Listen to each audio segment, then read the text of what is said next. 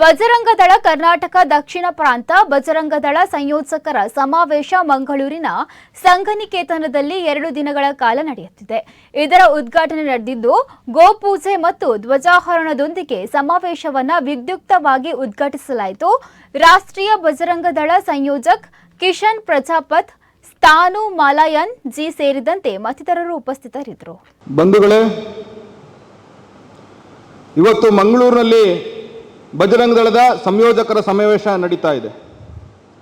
ಇವತ್ತು ಮತ್ತು ನಾಳೆ 2 ದಿನಗಳ ಕಾಲ ಸಂಘಟನೆಯ ರೂಪುರೇಷೆಗಳನ್ನು ತಯಾರು ಮಾಡುವ ನಿಟ್ಟಿನಲ್ಲಿ ನಾವೆಲ್ಲರೂ ಕೂಡ 2 ದಿನಗಳ ಕಾಲ ಒಟ್ಟಿಗೆ ಸೇರಲಿದ್ದೇವೆ. ಈ ಅಧಿವೇಶನ ತುಂಬ ಮಹತ್ವವಾಗಿರ್ತಕ್ಕಂಥದ್ದು ಬಂಧುಗಳೇ. ಒಂದು, ಈ ಅಧಿವೇಶನ ಕಳೆದ 4 ವರ್ಷಗಳಿಗೊಮ್ಮೆ ನಡೀಬೇಕಾಗಿತ್ತು. ಆದರೆ ಕೋವಿಡ್ ಮತ್ತು ಬೇರೆ ಬೇರೆ ಕಾರಣಗಳಿಂದ 2016ರಲ್ಲಿ ಇದೇ ಸ್ಥಾನದಲ್ಲಿ ನಡೆದಿತ್ತು. ಮತ್ತೆ 10 ವರ್ಷಗಳ ನಂತರ ಇವತ್ತು ನಾವು ಕೂಡ ಇಲ್ಲಿ ಸೇರ್ತಾ ಈ ಅಧಿವೇಶನದಲ್ಲಿ ಪಾಲ್ಗೊಂಡಿದ್ದೇವೆ. ಮಂಗಳೂರಿನಲ್ಲಿ ಅಧಿವೇಶನ ನಡೀತದೆ ಅಂದ ತಕ್ಷಣ ಒಂದು ಸರಿ ಮೈಕ್ ಕೂದಲು ಜುಮ್ ಅನ್ನುತ್ತೆ. ಯಾಕೆ? ತುಂಬಾ ಸರಿ ನಮಗೆ ಮಂಗಳೂರಿಗೆ ಬರಬೇಕಂದ್ರೂ ಹೆಮ್ಮೆ ಆಗುತ್ತೆ. ಯಾಕೆ ಅಂದ್ರೆ ಇಲ್ಲಿನ ಮಣ್ಣಿನ ಗುಣ, ಶೌರ್ಯ, ತ್ಯಾಗ, ಬಲಿದಾನಕ್ಕೆ ಪ್ರೇರಣೆ ಕೊಡ್ತಕ್ಕಂಥ ಮಣ್ಣಿದು.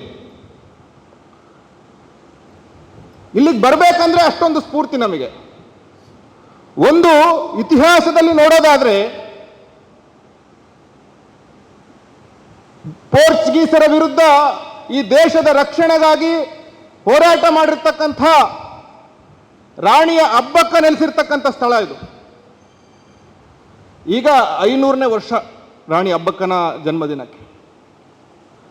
ಅದೇ ರೀತಿ ದೇಶ, ಧರ್ಮ, ಸಂಸ್ಕೃತಿಯ ರಕ್ಷಣೆಗೋಸ್ಕರ ಪ್ರಾಣವನ್ನು ಮುಡಿಪಿಟ್ಟು ಧರ್ಮ ಕಾರ್ಯ ಮಾಡುವಂಥ ಹಲವಾರು ಕಾರ್ಯಕರ್ತರು ಬಲಿದಾನ ಆಗಿರ್ತಕ್ಕಂಥ ಪುಣ್ಯ ಭೂಮಿಯ ಸ್ಥಳ. ಅದಕ್ಕೋಸ್ಕರ ಮಂಗಳೂರಿಗೆ ಬರಬೇಕು ಅಂತಂದ್ರೆ ಎಲ್ಲ ಬಜರಂಗಿಗಳಿಗೂ ಒಂದು ಸ್ಫೂರ್ತಿ ಸಿಗುತ್ತೆ ಯಾವಾಗಲೂ ಕೂಡ.